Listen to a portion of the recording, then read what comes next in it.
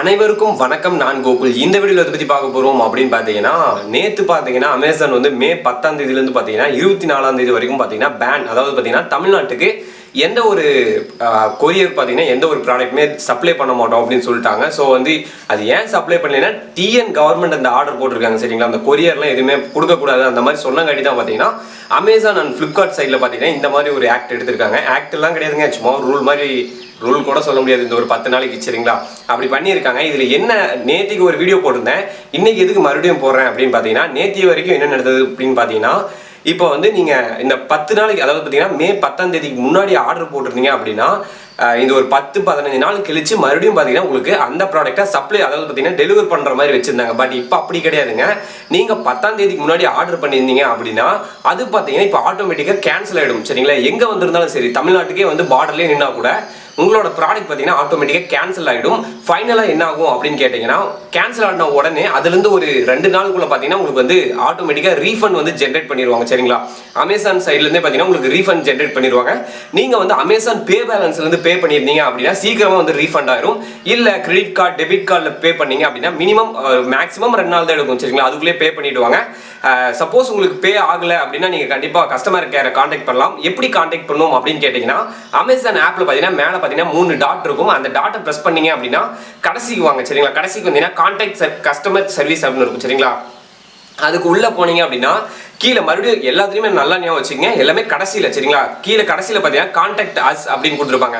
அந்த காண்டாக்ட் அஸ்குள்ளே போயிட்டு உங்களோட ப்ராடக்ட், நீங்கள் எந்த ப்ராடக்ட் வந்து விசாரிக்கணும் அப்படின்னு நினைக்கிறீங்களா அந்த ப்ராடக்ட் செலக்ட் பண்ணிட்டு கீழே வந்து காண்டாக்ட் அஸ் கொடுத்தீங்கன்னா காலர்ஸ் கேட்கும். உங்களோட லாங்குவேஜ் செலக்ட் பண்ணி நீங்கள் கால் பண்ணீங்க அப்படின்னா ஆட்டோமேட்டிக்காக அமேசான் வந்து உங்களுக்கு வந்து கால் ஜென்ரேட் ஆகும் சரிங்களா.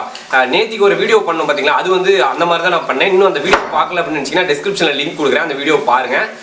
ஓகே, நீங்கள் அப்படி கால் வந்ததுக்கப்புறம் நீங்கள் என்ன பண்ணணும் அப்படின்னா உங்களோட ப்ராடக்ட்டை பற்றி அவங்க கிட்ட கேளுங்க, இன்னும் ரீஃபண்ட் ஆகல அப்படின்னு சரிங்களா. தெளிவாக சொல்லிடுறேன், ப்ராடக்ட் வராதுங்க.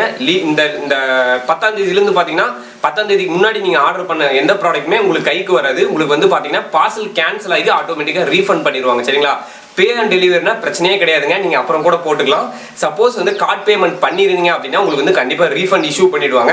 இஷ்யூ பண்ணியிருந்தாங்கன்னா பார்த்தீங்கன்னா ஒவ்வொரு சில டைம் பார்த்தீங்கன்னா எஸ்எம்எஸ் வரதில்லை, ஒரு சில டைம் தான் எஸ்எம்எஸ் வருது. அதை நீங்கள் செக் பண்ணிக்கோங்க. உங்களோட ஆப் பேங்கோட ஆப்பில் பார்த்தீங்கன்னா அமௌண்ட் ரீஃபண்ட் ஆயிருக்கா அப்படிங்கிறத செக் பண்ணிக்கோங்க. இது பார்த்தீங்கன்னா அதாவது பார்த்தீங்கன்னா எல்லா ஆன்லைன் ஷாப்பிங்க்கு தான் சொல்கிறேன். இன்னொரு மெயின் மேட்டர் என்ன அப்படின்னு பார்த்தீங்கன்னா, அமேசானில் வந்து எசென்சியல் ப்ராடக்ட்டை மட்டும் டெலிவர் பண்ணுறதுக்கு தமிழ்நாடு கவர்மெண்ட்டை சைன் வாங்கிட்டாங்க சரிங்களா. எசென்சியல் ப்ராடக்ட்னா என்னன்னா வந்து இந்த சாப்பாட்டு விஷயம் அதெல்லாம் பார்த்தீங்கன்னா அமேசான்லேயே டெலிவர் பண்ணுறாங்க. அது என்னமோ சொல்லுவாங்க, பண்ட்ரியா என்னமோ சொல்லுவாங்க சரிங்களா. நான் அது வந்து கரெக்டாக கொடுக்குறேன், டிஸ்கிரிப்ஷனில் கொடுக்குறேன் சரிங்களா. ஒரே நிமிஷம் ஃபோனை பார்த்தே சொல்லிடுறேன்.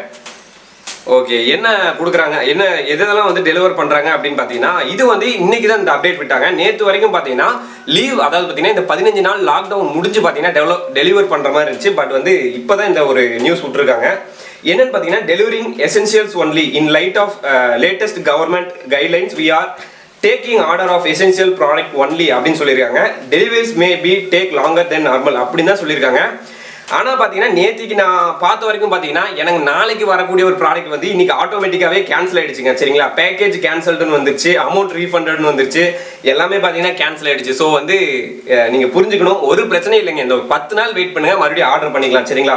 ஓகே, மற்றபடி ஏதாச்சும் உங்களுக்கு டவுட்ஸ் இருந்துச்சுன்னா அப்படியே மறக்காம கமெண்ட் செக்ஷனில் கேளுங்க. நான் முடிஞ்ச அளவுக்கு உங்களுக்கு வந்து நான் ரிப்ளை பண்ணுறேன்.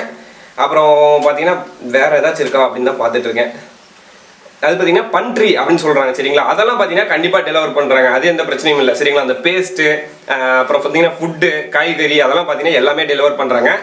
ஓகே, இந்த வீடியோ உங்களுக்கு புரிஞ்சிருக்குன்னு நினைக்கிறேன். என்னடா எப்பயுமே பேக்ரவுண்டில் வேறு மாதிரி இருக்குமே, என்னடா நீங்கள் ஏதோ செவுத்துல உட்காந்து பண்ணுறேன் அப்படின்னு கேட்டிங்கன்னா, ஆமாங்க எல்லாமே கொரோனாலாம் இருக்குங்காட்டி பார்த்தீங்கன்னா கேமராமேன் ராஜும் பார்த்தீங்கன்னா நான் வீட்லேயே இருக்க சொல்லிட்டேன். வரேன்னு சொன்னால் எதுக்கு தேவையில்லாத வேலை சரிங்களா. ஒரு வீடியோ அவசரம், எதுக்கு கொரோனா அதெல்லாம் நிறைய இருக்குது. ஸோ வந்து முடிஞ்ச அளவுக்கு சிம்பிளாக வீடியோ பண்ணுறேன்.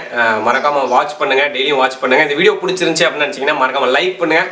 இந்த வீடியோவை உங்கள் ஃப்ரெண்ட்ஸுக்குலாம் ஷேர் பண்ணி விடுங்க. இன்னும் நம்ம சேனலை சப்ஸ்கிரைப் பண்ணல அப்படின்னு சப்ஸ்கிரைப் பண்ணிவிடுங்க. கூட இருக்க அந்த பெல் ஐக்கான் இருக்குல்ல, அதையும் ப்ரெஸ் பண்ணிவிடுங்க. ஓகே, தேங்க்யூ ஃபார் வாட்சிங் this video. Thank you, peace out.